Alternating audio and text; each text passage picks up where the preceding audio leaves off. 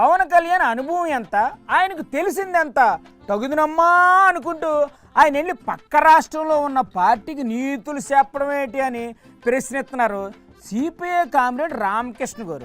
నమస్తే సార్, ఏంటి సార్ విశేషాలు? ఇక నిన్న చెన్నై పోయాడు ఎవరు, మన deputy chief minister Pawan Kalyan.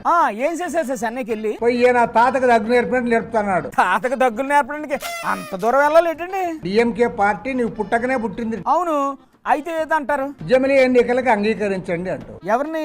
డిఎంకేనా? అబ్బో, అసలు ఇది సాధ్యమా? కాదా? పెద్ద పెద్ద వాళ్ళే పాపం తలలు బద్దలు కొట్టుకుంటా ఉంటే పెద్దగా తెలియకుండానే మళ్ళీ మాట్లాడదాము ఒప్పుకోండి జమిలీ ఎన్నికలకని పోయి ఎవరికి చెప్తాన్నావు?